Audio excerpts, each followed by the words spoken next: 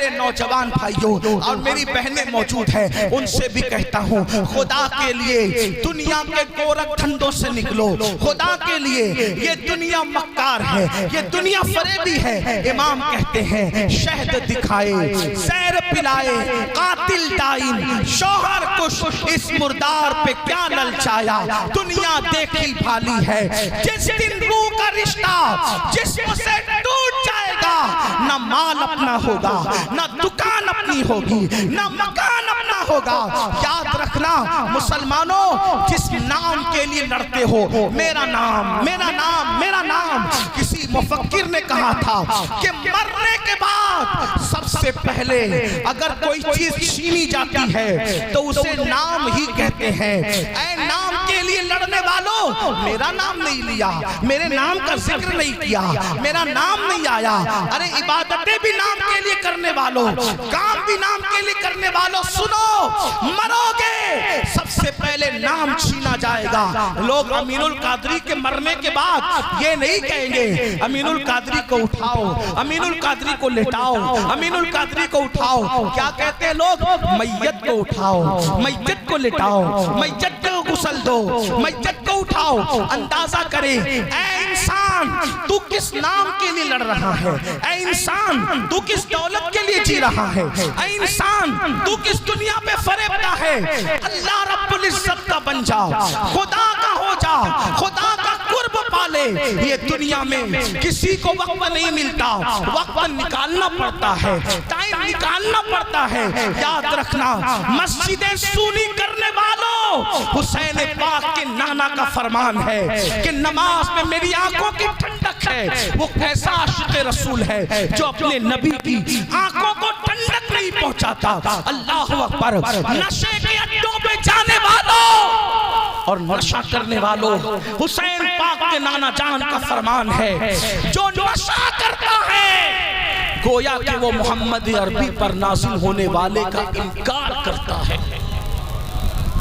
علماء اس کی تشریح کرتے ہوئے فرماتے ہیں اگر وہ نشے کو حلال جان کر کرے۔ آپ سے پوچھنا چاہتا ہوں، آج وہ نوجوان جو ملت کا سرمایہ، وہ نوجوان جو ملت کا معمار، وہ نوجوان جو ملت کی عزت، جو ملت کی آبرو، وہ نوجوان جو ملت کے لیے حیات نو کا پیغام ہے، آج وہی جوان گیم میں الجھ گیا، گانوں میں الجھ گیا، باتوں میں الجھ گیا، تماشوں میں الجھ گیا، اپنے مقصد سے نظر ہٹ گئی۔ آؤ امام علی مقام پیغام دے رہے ہیں، آخرت کی فکر کرو، آخرت کی تیاری کرو۔ حضرت سید ابرار میاں صاحب کی آج سالانہ فاتحہ اور ان کا عرس ہے۔ دیکھو سید کو بھی جانا، دوسروں کو بھی جانا، نیکوں کو بھی جانا، بدوں کو بھی جانا۔ اللہ اکبر۔ اور ایک بات یاد رکھنا، قبر میں اکیلے جانا ہے۔ قبر میں نہ کسی کی دادا گیری چلے گی، نہ قبر میں کسی کی بابا گیری چلے گی۔ آپ ٹیچر ہیں اپنے گھر کے، ڈاکٹر ہیں اپنے گھر کے، خطیب ہیں اپنے گھر کے، عالم ہیں اپنے گھر کے۔ قبر میں تو یہ دیکھا جائے گا ایمان سلامت لایا یا نہیں لایا۔ قبر میں تو یہ دیکھا جائے گا اچھا عمل کر کے آیا کہ نہیں آیا۔ مسلمانوں بتاؤ، ایک بزرگ فرماتے ہیں، ذرا غور سے سننا، ایک بزرگ فرماتے ہیں کہ ایک کفن چور نے میرے ہاتھ پہ توبہ کی۔ دل کے کان سے سننا بھائیو، ایک کفن چور نے میرے ہاتھ پہ توبہ کی اور وہ سینکڑوں کفن چرا چکا تھا۔ میں نے اس سے پوچھا اے اللہ کے بندے، تو لوگوں کے کفن چراتا رہا، اب تو نے توبہ کر لی ہے، یہ بتا میں تجھ سے پوچھنا چاہتا ہوں کہ کتنی قبروں میں تو نے مسلمانوں کے چہرے قبلے کی طرف دیکھیں۔ توجہ سے سننا، کچھ یاد رہے نہ رہے، یہ بات یاد کرنے میں اپنی گفتگو پوری کرتا ہوں۔ توجہ فرمائیں، وہ بزرگ فرماتے ہیں جن کے ہاتھ میں کفن چور نے توبہ کی تھی کہ بیٹا بتا، جب تو لوگوں کے کفن چراتا تھا، جب تو لوگوں کے کفن چراتا تھا تو کتنے لوگوں کے چہرے تو نے کعبے کی طرف دیکھے اور کتنے لوگوں کے چہرے تو نے قبر میں کعبے سے پھرے ہوئے دیکھے۔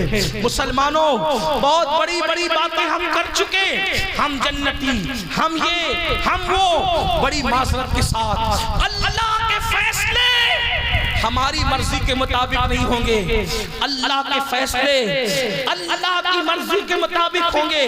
اللہ کے بندو اس اللہ کی خفیہ تدبیر سے کیوں نہیں ڈرتے جو نبی کے بیٹے کو بھی جہنم میں ڈال رہا ہے؟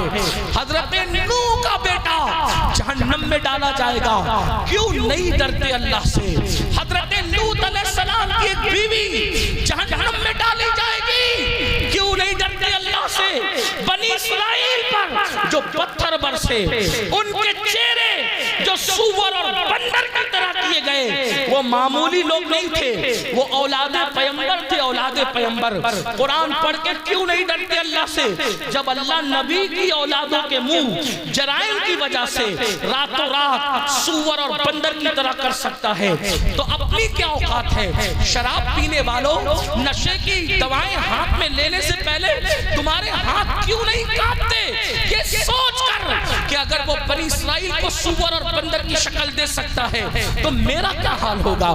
کسی عورت پر پاپ کی نظر ڈالنے سے پہلے آنکھیں کیوں نہیں کانپتی کہ وہ اللہ جو لوط علیہ السلام کی قوم پر پتھر برسا سکتا ہے تو وہ میرا کیا انجام کرے گا؟ یاد رکھنا، کب تک کہ شیطان کے مکر کا شکار رہو گے، کب تک خود فریبی کا شکار رہو گے، کب تک سوچو گے کہ صرف میں جنتی ہوں، میں جنتی ہوں؟ کیا سرٹیفکیٹ ہے آپ کے پاس؟ کیا ثبوت ہے آپ کے پاس؟ برا لگے تو معاف کرنا، لیکن اتنا ضرور کہوں گا، پچھتانا ہے تو یہاں پچھتا لو، رونا ہے تو یہاں رو لو، گڑ گڑانا ہے تو یہاں گڑ گڑا لو۔ تمہیں نہیں پتا وہ ام المومنین سیدہ عائشہ صدیقہ جس کے بستر پہ قرآن نازل ہوتا ہے، وہ اللہ کے خوف سے روتی ہے تو دوپٹہ نچوڑنا پڑتا ہے۔ وہ اللہ کے خوف سے روتی ہے تو دوپٹہ نچوڑنا پڑتا ہے۔ ہمیں کب ہوش آئے گا؟ ایک دن مرنا ہے، ایک دن موت ہے میرے بھائی۔ او سود کے دھندے کرنے والے میرے بھائی، او عورتوں پہ پاپ کی نظر ڈالنے والے میرے بھائی، روایتوں میں آتا ہے جو عورتوں کو پاپ کی نظر سے دیکھے جب وہ مرے گا تو مرنے سے پہلے ڈر ہے کہ اس کا ایمان اس سے چھین لیا جائے گا۔ عورتوں کو پاپ کی نظر سے دیکھنے والا جب مرے گا اس کی زبان پہ کلمہ جاری نہیں ہوگا۔ کیوں نہیں ڈر لگتا اللہ سے؟ ایک روایت یاد آئی، اس کو پہلے بیچ میں عرض کر کے پھر آخر کی طرف جاؤں۔ ایک بہت بڑا محدث تھا۔ محدث مطلب اس کو لاکھوں حدیثیں یاد تھی زبانی، لاکھوں، توجہ کریں، اس کو لاکھوں حدیثیں یاد تھی زبانی۔ جب وہ مرا، وہ مرنے سے پہلے عیسائی ہو کے مرا۔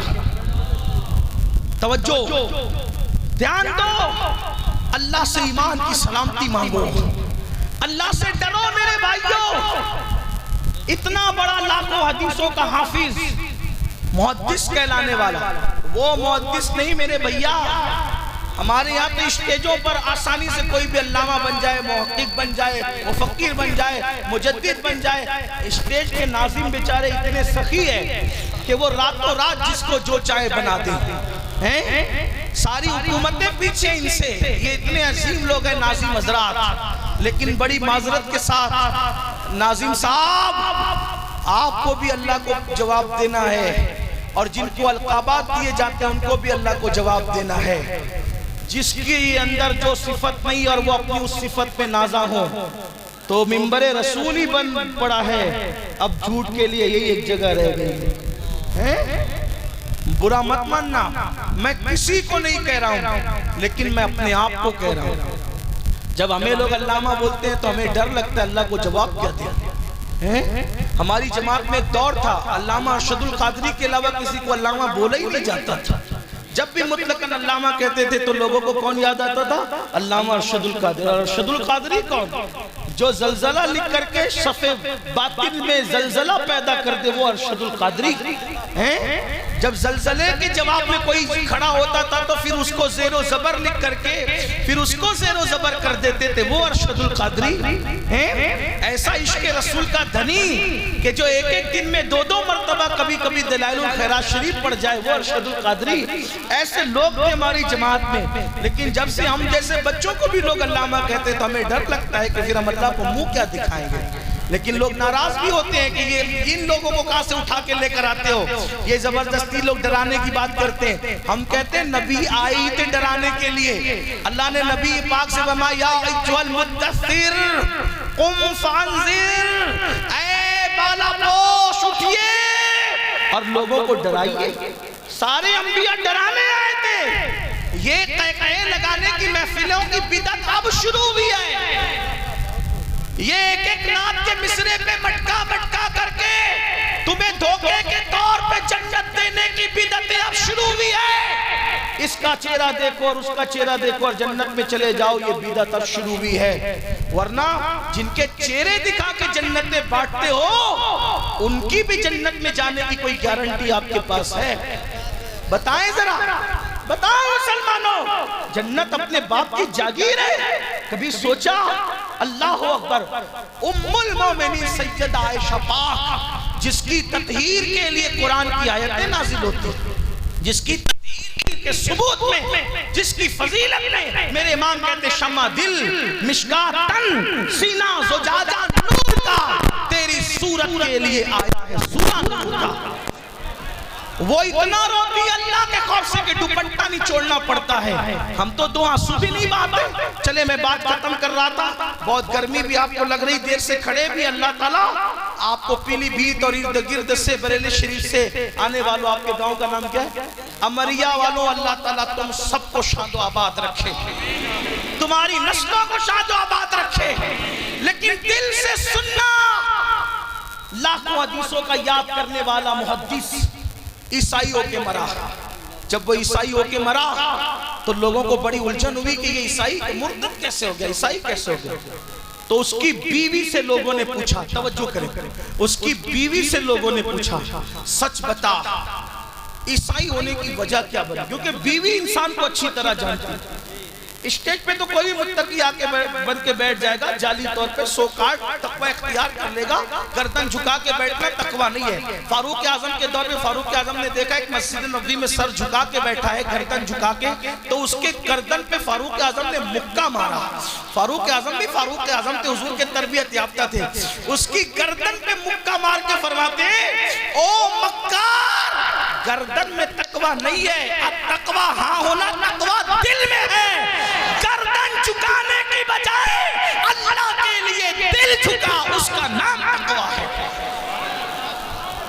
جب وہ محدث عیسائی بنا تو لوگوں نے اس کی بیوی سے پوچھا سچ بتا. بیوی اچھے سے جانتی ہے شوہر کو، تیرا شوہر عیسائی کیسے بنا، کیوں بنا، اس کی وجہ سنیں. اس نے کہا میں حتمی طور پہ کیسے بتا دوں، کیونکہ یہ تو اللہ جانتا ہے کیسے عیسائی بنا. لوگ پریشان ہوئے، لوگوں نے دعا کی اللہ سے، اللہ ہمیں اس کے حال پہ مطلع فرما، ہمیں اس کے حال کی خبر دے. اللہ والوں نے دعا کی تاکہ ہم عبرت حاصل کریں، لوگوں کو بتائے کہ یہ مسلمان سے اتنا بڑا لاکھوں حدیثوں کا حافظ محدث عیسائی کیوں بنا. تو وہ خواب میں نظر آیا، عذاب الہی میں مبتلا جہنم کی آگ میں جل رہا تھا. پوچھا لوگوں نے یہ بتا تجھے قسم ہے کہ تو عیسائی کیسے ہو کر کے مرا. تو اس نے کہا بات اتنی ہے کہ جب میں جنابت سے ہوتا، یعنی بیوی کے ساتھ قربت کرتا، اور جب غسل مجھ پہ فرض ہوتا، غسل تو میں کرتا تھا لیکن میں ایسا کہتا تھا کہ یار اسلام میں غسل کرنا کیوں ہے، وہ عیسائیوں کا مذہب کتنا اچھا ہے کہ ان میں غسل نہیں ہے جنابت کا، ہمارے مذہب میں غسل ہے، ان کے مذہب میں غسل نہیں ہے. غسل نہیں کرتا تھا ایسا نہیں ہے، کرتا تھا، لیکن عیسائیوں کی ایک چیز کو وہ اچھی نظر سے دیکھتا تھا، شوق کی نظر سے دیکھتا تھا. اسی ایک وجہ سے وہ عیسائیوں کی چیز پہ اس نے عمل نہیں کیا. توجہ کرنا، عمل نہیں کیا، اس کو اچھی نظر سے دیکھا. اللہ کی خفیہ تدبیر، خدا شان والے کی غیرت، اللہ نے اس کا ایمان چھینا. عیسائیوں کی ایک چیز کو اچھا سمجھنے پہ ایمان چھینا اور اس کو عیسائی بنا دیا. مَن يَهْدِهِ اللَّهُ فَلَا مُضِلَّ لَهُ وَمَن يُضْلِلْهُ فَلَا هَادِيَ لَهُ. اللہ جسے ہدایت دے اسے کوئی گمراہ نہیں کر سکتا. اللہ جسے گمراہ کرے اسے کوئی ہدایت نہیں دے سکتا. وہ عیسائیوں کے اس عمل پر عمل نہیں کرتا تھا, اس کو اچھا کہتا تھا اور اسلام کی ایک چیز کو برا سمجھتا تھا. اب میرے بھائیوں بتاؤ, اسلام کی ایک چیز کو برا سمجھے اور عیسائیوں کی ایک چیز کو اچھا سمجھے تو ایمان چلا جاتا ہے. اب ایمان والو اپنے دل پہ ہاتھ رکھ کے سوچو, تم عیسائیوں کی چیز کو اچھا ہی نہیں سمجھ رہے ہو بلکہ اس پر عمل کر رہے ہو. یہ داڑیاں منڈانا کس کا طریقہ ہے؟ عیسائیوں کا طریقہ. یہ کرسمس منانا, یہ نیو ایئر جو ہے وہ لوگ جو مناتے ہیں اس میں ناچ گا کر کے مناتے ہیں. اللہ اکبر, اس سے ان کی مشابہت کرنا.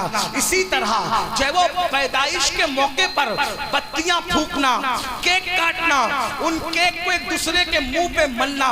آپ بتاؤ اسلام کا اس سے کیا تعلق ہے میرے بھائی؟ اللہ اکبر. آپ مجھے بتاؤ, پھٹی ہوئی پینڈے پہن کر اپنے سطر کو بے نقاب کرتے ہو, اپنے سطر کی نمائش کرتے ہو, یہ کس کا طریقہ ہے؟ گھٹنے کے اوپر برموڈا پہن کر جوان بیٹیوں کے سامنے گھومتے ہو, جوان بہنوں کے سامنے گھومتے ہو. بتاؤ یہ کس کا طریقہ ہے؟ اللہ اکبر. کانوں میں ایئر فون لگا کر کفریہ اشعار پہ مشتمل جو گانے سنتے ہو, یہ کس کا طریقہ ہے؟ نشے اور شراب کو پرموٹ کرتے ہو, یہ کس کا طریقہ ہے؟ نادان انسان, اتنا بڑا محدث, اسلام کی ایک چیز کو حقیر سمجھنے سے اور عیسائیوں کی ایک چیز کو اچھا سمجھنے سے اس کا ایمان چھین لیا گیا. ہم نے تو پوری زندگی یہودی, عیسائی اور مشرکین کے طریقے پہ کر دی ہے. کھانا کھائے تو مشرکین کا طریقہ, شادی بیاہ کرے تو مشرکین کا طریقہ. بولو کیا حال ہوگا؟ زبان پہ کلمہ جاری ہوگا یا نہیں, اس کی فکر کون کرے؟